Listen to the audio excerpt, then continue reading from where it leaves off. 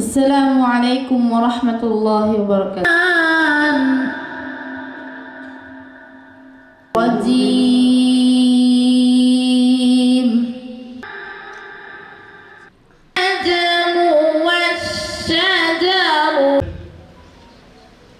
আন্তঃক্যাডার বৈষম্য নিরসন পরিষদের অন্তর্ভুক্ত ক্যাডার কর্মকর্তাগণ যখন বৈষম্যহীন বাংলাদেশ বিনির্মাণে জনসেবায় নিযুক্ত হয়ে থাকার কথা, তখন তাদেরকে তাদের ক্যাডার অস্তিত্ব রক্ষার জন্য ব্যস্ত থাকতে হচ্ছে।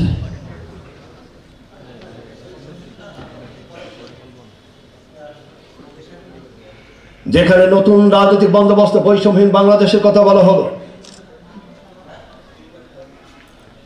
চাকুরির কোটা সম্পূর্ণ উচ্ছেদের আন্দোলনে আমার শিক্ষার্থীরা জীবন দিল। যে ফ্যাসিস্ট স্বৈরাচার 15 বছর জগদ্দল পাথরের ন্যায় জাতির বুকে চেপে বসেছিল, তাদেরকে হটিয়ে যে বৈষম্যের কবর রচিত হলো বাংলাদেশে, সেই বাংলাদেশে আমরা লক্ষ্য করছি সংস্কারের নামে বিশেষ সিভিল সার্ভিসের দুটি বৃহৎ ক্যাডার, বিশেষ স্বাস্থ্য এবং বিশেষ সাধারণ শিক্ষাকে ক্যাডার বহির্ভূত করার সুপারিশ আসছে। আমরা তো 2014 সালের সেই 5 ফেব্রুয়ারির জনমানবহীন নির্বাচনে প্রহসনী নির্বাচনে আমরা তো দায়ী নই, আমরা তো রিটার্নিং অফিসার ছিলাম না। 2018 সালের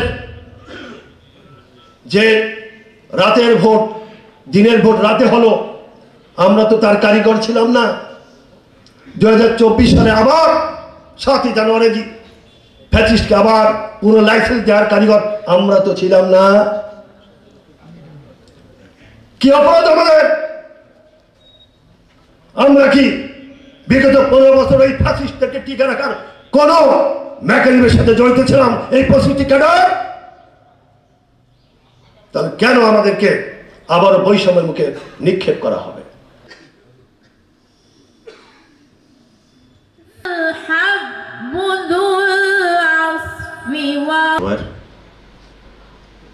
সম্মানিত সভাপতি, আসসালামু আলাইকুম ওয়া রাহমাতুল্লাহ।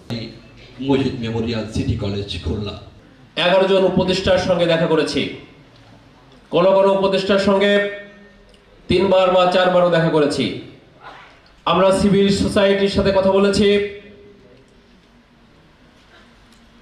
আমরা নির্বাচন কমিশন সংস্কার কমিশনের সাথে কথা বলেছি, আমরা সংবিধান সংশোধন কমিটির সাথে কথা বলেছি। দুঃখের বিষয়, যাদের সাথে আমাদের কাজ, জনপ্রশাসন সংস্কার কমিশন আজও পর্যন্ত আমাদের সাথে দেখা করে নাই। আমরা বলেছি আমাদের সাথে আলোচনা ছাড়া যদি জনপ্রশাসন সংস্কার কমিশন জনবান্ধব সিভিল প্রশাসনের বিপরীতে এসে কোনো সিদ্ধান্ত গ্রহণ করে, সারা বাংলাদেশের সরকারি কর্মকর্তারা একযোগে কর্মসূচি দিয়ে এই জনবান্ধব সিভিল প্রশাসন এখানে তৈরি করবে ইনশাআল্লাহ। ময়মনসিংহ বিভাগীয় সমাবেশ করেছে, বরিশাল বিভাগীয় সমাবেশ করেছে, রাজশাহী বিভাগীয় সমাবেশ করেছে, আজকে তারই ধারাবাহিকতায় খুলনায় সমাবেশ। মূলত এই সমাবেশ, সেমিনার, এগুলোর উদ্দেশ্য দুইটি। একটি হচ্ছে আন্তঃক্যাডার বৈষম্য নিরসন পরিষদ একটি রিসার্চ টিম তৈরি করেছে। তারা রিসার্চ করে বের করেছে হাজারো বৈষম্যের মধ্যে কোন বৈষম্য দূর করলে এই সিভিল প্রশাসন জনসেবামূলক সিভিল প্রশাসন হবে। বিসমিল্লাহির রাহমানির দখল করে রেখেছে, প্রাথমিক ও গণশিক্ষা অধিদপ্তর দখল করে রেখেছে।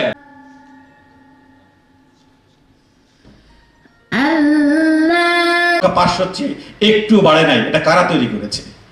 কিভাবে এই বিভাজন? অথচ জনগণকে, প্রত্যেকটা মানুষকে, এই ডাক্তারদেরকে, প্রফেশনালদেরকে, কৃষিবিদদেরকে সামনে দাঁড় করিয়ে দেওয়া হচ্ছে। এই দোষটা তোমাদের, কিন্তু সিদ্ধান্তটা আমাদের। বাহ, বাহ, কত সুন্দর সিদ্ধান্ত আপনারা নেবেন।